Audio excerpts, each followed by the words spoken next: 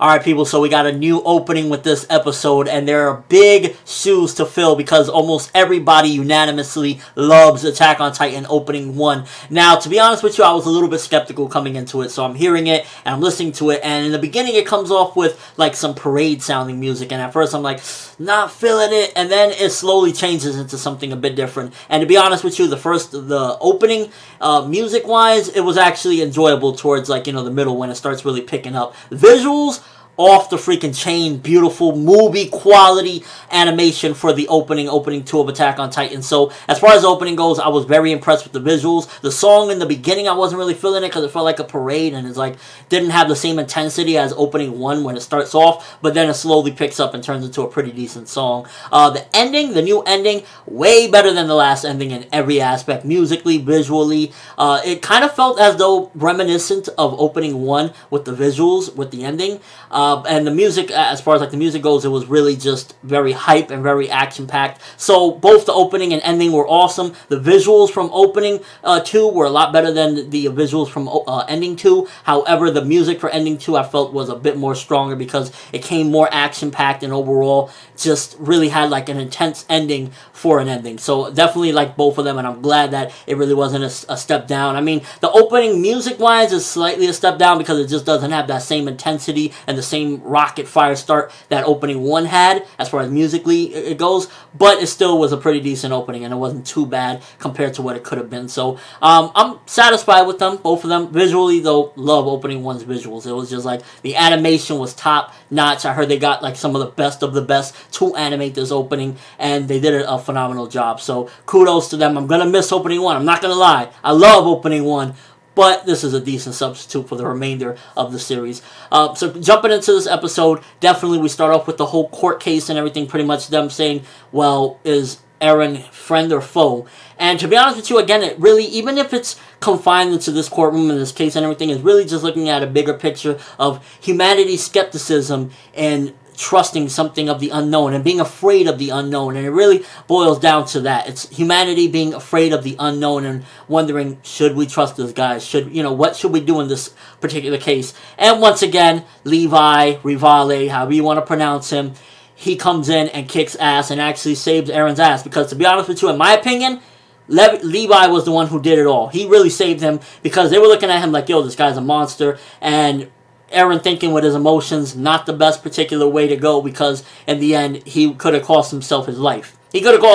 So being emotional and over-emotional was, while it was epic as hell, and it really gave you that impact, same time, not the most smartest thing for Eren to do, and he needs to learn sometimes to keep his emotions in check. Meanwhile, Levi comes, kicks him in the face, beats the dog shit out of him, and I absolutely loved it. It was just like, Levi for the win. He stole last episode. He stole this episode. He's just kicking major ass. He's a smart guy. And it's like, Levi is something of what I want Eren to become in the future. More confident, more just understanding of the situation. Is like, this is what Eren should be. This is what Eren is now. I feel as though the case with the whole particular thing.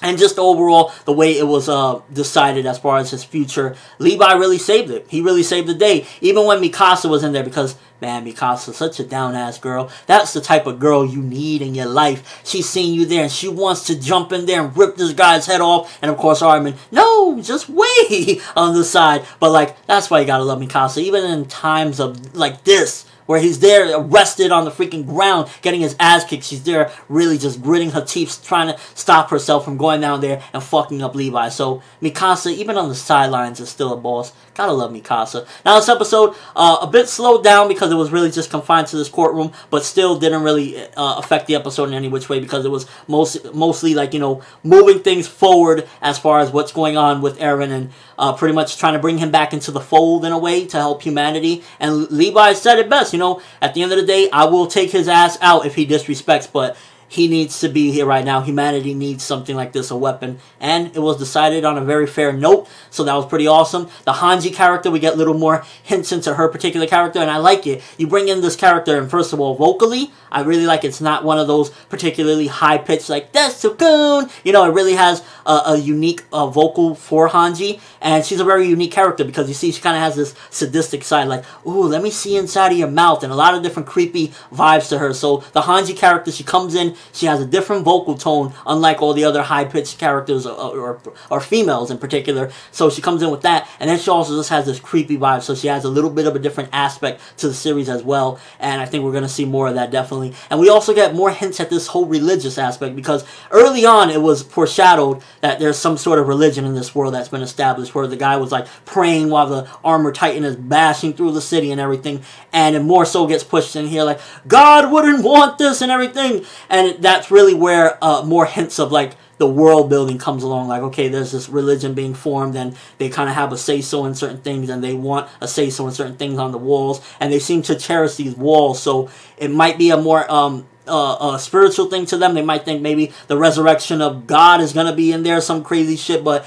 definitely the religious thing is more of a interesting note to add into the episode and add into the story overall, that there's religion in here, and it's actually just brand new and founded. So what part they're going to play in the story, maybe minor, maybe major, not sure, but it's definitely a nice little interesting addition to the world, and just overall the context of the story. Like, okay, now we have religion in here as well. Overall episode, now, in case you don't know, I give a scale of 1 through 10. I give it an 8 out of 10 because I used the My Anime List rating scale, and 8 out of 10 equals very good. It was a very good episode. Pretty much did what it needed to do, get past this thing, and it did it all in one episode.